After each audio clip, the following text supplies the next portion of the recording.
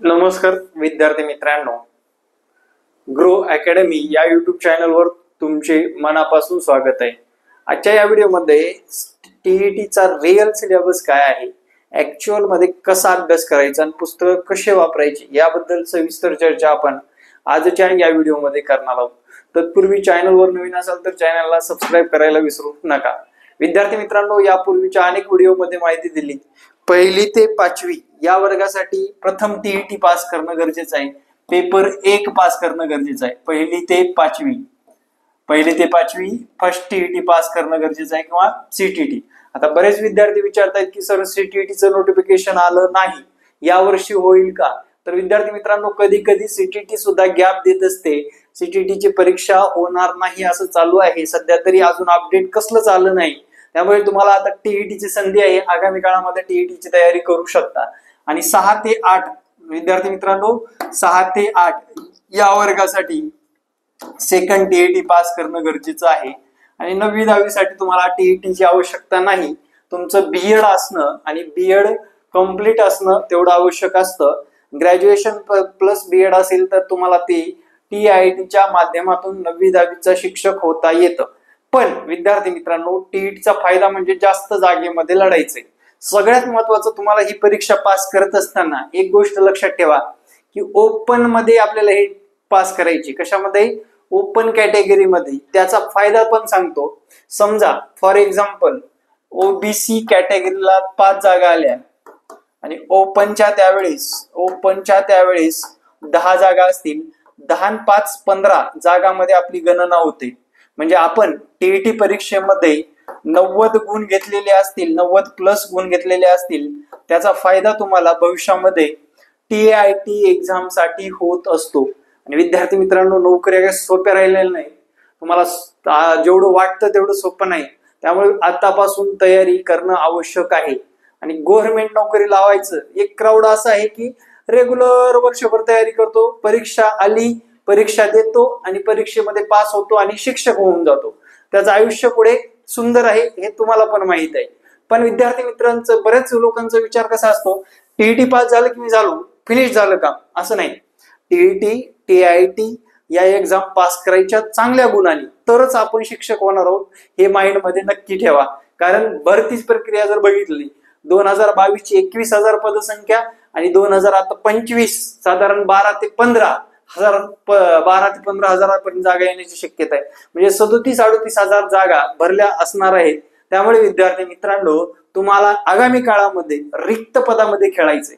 आता शिक्षक भरती होईल का? सर्वात महत्वाचा आणि अति महत्वाचा मुद्दा मित्रांनो, मी सांगतो 100% तुमची शिक्षक भरती होणार आहे। गावागावागणीस अनेक लोक रिटायर होत आहेत आणि या वर्षी 2025 मध्ये जिल्हा परिषदेची ऑटोमॅटिकली पटसंख्या जास्त झालेली आहे बऱ्याच जिल्ह्यामध्ये, लक्षात ठेवा। त्यामुळे या भरत्यासाठी तुम्हाला हात धुवण्याच्या मागे लागायचे, लक्षात ठेवा, तरच आगामी काळामध्ये तुम्हाला यश मिळणार आहे। 2.5 दिवसाचा नुसतंच आपण पेपरचं नियोजन करून 15 दिवसामध्ये पास होणार नाही, लक्षात ठेवा। म्हणजे 200 मार्क सोडवले म्हणजे पास, टीईटीचे 150 मार्क सोडवले म्हणजे 90 मार्क आले नाही। तुम्हाला 89 आले तरीही तुम्ही ओपन मध्ये गणलं जाणार नाही, कास्ट मध्ये गणलं जाणार। तुम्हाला जर 81 मार्क आले तरीही तुम्ही काय नापास असणार आहात। म्हणजे एका मार्कामुळे आपलं आयुष्य थांबत असतं। त्यामुळे तयारी जबरदस्त करणं गरजेचं आहे। आता टीईटीचा सिलेबस कडे जर अभ्यासक्रम जर विचारात घेतलं मित्रांनो, अभ्यासक्रमामध्ये तुम्हाला एक साम्य दिसलं का? आणि त्या अभ्यासक्रमातलं साम्य शोधायचं असेल ना, सर्वात प्रथम बाजारात जावा आणि प्रश्नपत्रिका घेऊन या। काय घेऊन या? प्रश्नपत्रिका घेऊन या। पहिल्या टीईटी पासून ते आत्ताच्या 8व्या टीईटी पर्यंत जर विचारात घेतलं, या 8ही परीक्षेमध्ये पेपर 1 चे 8 आणि 2 चे 8 एकूण 16 पेपर झाले। या 16 पेपर मधले एक साम्य आहे, दरवर्षी प्रश्न तेच असतात। सर तेच म्हणजे कसे असतात? आता टॉपिक बघा, रेल्वेवर पहिले 2013 ला प्रश्न विचारला, 15 ला विचारला, 19 ला विचारला, 21 ला विचारला, 24 ला विचारला। म्हणजे हे कंटिन्युटी त्याने ठेवलेली आहे। म्हणजे रेल्वे घटक आपल्याला करून टाकायचे, हे आपल्या माइंड मध्ये ठेवा। म्हणजे तुमचा सिलेबस एवढाच नाहीये की बाबा मराठी पहिली लँग्वेज मराठी निवडली आपण, दुसरी लँग्वेज इंग्रजी निवडली, तिसरी लँग्वेज सीडीपी निवडली, चौथी लँग्वेज ऑटोमॅटिकली आपल्याला मॅथ आलं किंवा आपल्याला जीके ईव्हीएस आलं। आता याच्यामध्ये एवढंच दिलेलं आहे आपल्याला, हे सब्जेक्ट तुम्हाला असतील असं दिलेलं आहे। पण याच्यामध्ये तुम्हाला हे सर्व कंटेन करणं गरजेचं आहे. विद्यार्थी मित्रांनो, एक सांगतो, 3.5% लोक पास होतात हो. ही परीक्षा खऱ्या अर्थाने अवघड असेल का सोपी असेल हे तुम्ही ठरवायचं. किती? 3.5%. 100%पैकी 3.5 म्हणजे 4 लाख फॉर्म भरलेले असतील तर एक साधारण 13,000 12,000 लोक पास होतात फक्त. आणि गेल्या वर्षी तर 11,000 झाले. एवढे ऑनलाईन क्लास आले, बऱ्याच मानगडी झाल्या. 11,000 पोरांनी 4 लाखापैकी 11,000 लोक पास झालेले आहेत. मित्रांनो बघा कॉम्पिटिशन किती कमी आहे. म्हणजे तुम्हाला हे रेग्युलर करणं गरजेचं आहे. आणि हे रेग्युलर करत असताना गुरु अकॅडमीची मदत 100% घ्या. तुम्ही फक्त माझा 1 महिना 15 दिवस क्लास करा रे, बघा तुम्हाला कॉन्फिडन्स काय येईल. आपण 3,500 लोक मागच्या परीक्षेमध्ये पास केलेले आहेत विद्यार्थी मित्रांनो, ऑन रेकॉर्ड. म्हणजे एकही दिवस आपला खंड नसतो. आता TIT एक्झाम झाल्यापासून 5 तारखेपासून लगेच बॅच टाकून दिलेली आहे आपण. का? तर विद्यार्थ्यांना सरावात ठेवणं गरजेचं आहे. पदवी आहे, DED BED आहे, समजपणा आहे, फक्त अभ्यासापर्यंत पोहोचायचे, सिलेबस पर्यंत पोहोचायचे. सिलेबस मधल्या या ज्या काय, आता बघा मी काय म्हटलं, मॅथचा रेल्वेचा क्वेश्चन आला होता. अरे दरवर्षी दिसतोय ना क्वेश्चन, मग तो टॉपिक करून टाका ना. तुम्ही आधार कशाचा घेताय? मागच्या प्रश्नपत्रिकेचा आधार घेणं गरजेचं आहे. मग तो टॉपिक आपण काय करतो, B2 ऍडव्हान्स लेवलला शिकवतो. बेसिक टू ऍडव्हान्स लेवलला आपण ते कम्प्लीट करत असतो. CDPचं पण तसंच आहे. सिलेबस खूप सोपा आहे हो. पुस्तक एकच वाचायचे, या पुस्तकातून तुम्हाला 25 मार्क मिळून जातात मित्रांनो. आणि दुसरं एक पुस्तक सांगतो तुम्हाला काय करायचं CDPच्या बाबतीत. शिक्षणशास्त्र 11वी आणि 12वीचं पुस्तक वाचायचे मित्रांनो. त्याच्यामध्ये समाजीकरण असेल, शैक्षणिक कायदे असतील, अध्यापन पद्धतीच्या व्याख्या स्वरूप असेल, अनेक उपपत्त्या असतील, शास्त्रज्ञांचे शोध असतील. याच्यातून तुम्हाला त्या 2-3 पुस्तकामध्ये काय म्हटले, 11वी 12वीचं शिक्षणशास्त्र हे पुस्तक वाचायचंय. शिक्षणशास्त्र हे पुस्तक तुम्हाला PDF स्वरूपात सुद्धा भेटेल आणि विद्यार्थी मित्रांनो तुम्ही बाजारातून सुद्धा मिळवू शकता. आता झाले 2 विषय कव्हर झाले. ते मॅथ मध्ये आपल्याला कंटेन वाईज करायचे. शिक्षणशास्त्र आता मराठी आणि इंग्रजी. बघा विद्यार्थी मित्रांनो, मराठीमध्ये अलंकारावर एक प्रश्न, उतारा 100% विचारलाय. एखाद्या वेळेस कविता आलेली आहे, प्रयोगावर एक क्वेश्चन, संधीवर एक क्वेश्चन, पत्रलेखावर 1-2 क्वेश्चन, वृत्तावर एक क्वेश्चन, त्यानंतर वाक्य प्रयोगावर एक क्वेश्चन, क्रियापदावर एखादा क्वेश्चन, शब्दाच्या जाती 2-3 प्रश्न, वर्णमालेवर एक प्रश्न. संपला विषय मित्रांनो सिलेबस. ठीक आहे. सेम मी जे काय बोललो तेच. इकडे आर्टिकल आहे, क्वेश्चन टॅग आहे, डायरेक्ट इनडायरेक्ट आहे, चेंज द वॉइस आहे, स्पीकर ऑफ स्पीच आहे, पंक्च्युएशन मार्क आहे, इंग्रजीचा एखादा उत्तर आहे. झाले याचे 30 मार्क. असा सिलेबस ठरलेला आहे. सिलेबस मी तोंडी सांगितलंय तो लिहून ठेवा आणि त्यानुसार अभ्यास करा मित्रांनो. 5-5 मार्क 10-10 मार्क तुमच्या वाढलेले असतील.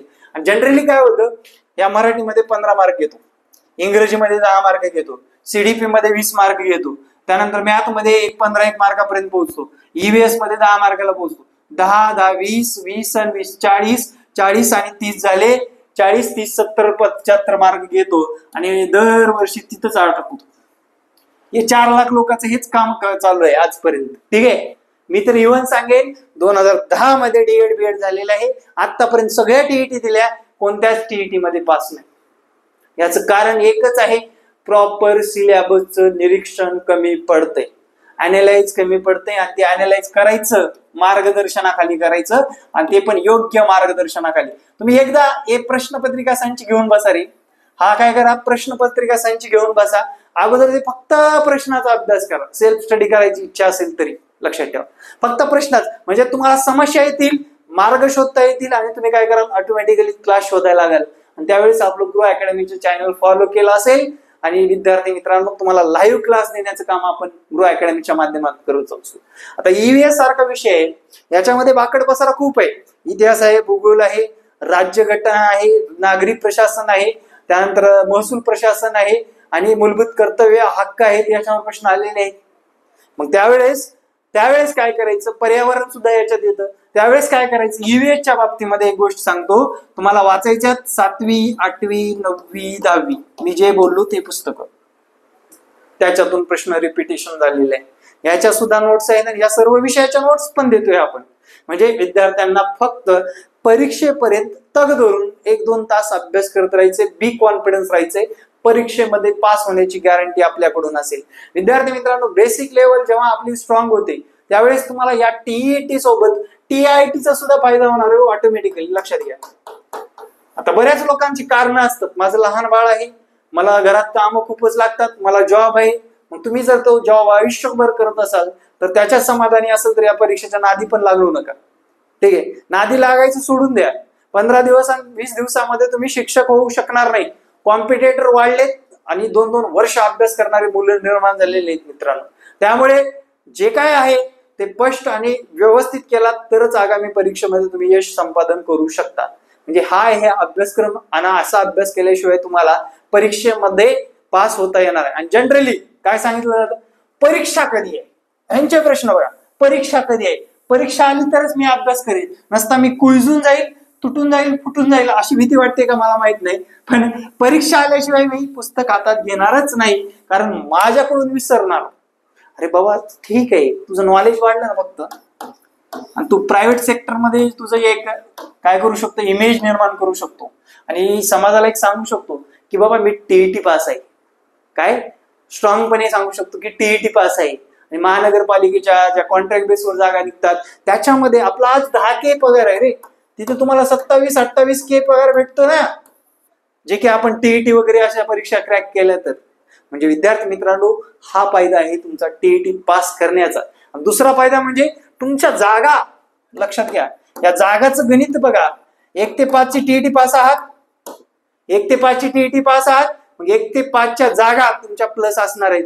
कास्ट मधून आहात की ओपन मधून, याचा फायदा तुम्हाला भविष्यात होणार आहे विद्यार्थी मित्रांनो. त्यामुळे या सर्व गोष्टीचा विचार करून तुम्ही आगामी काळामध्ये या परीक्षेच्या दृष्टीने पावले टाका आणि आगामी काळामध्ये या महा टीईटीला जोडून राहण्यासाठी आपल्या ग्रो अकॅडमी युट्यूब चॅनलला फॉलो करा. हा व्हिडिओ कसा वाटला नक्कीच कमेंटमध्ये सांगा आणि असेच नवनवीन व्हिडिओ पाहण्यासाठी आपल्या चॅनलला फॉलो, लाईक, शेअर, कमेंट. धन्यवाद.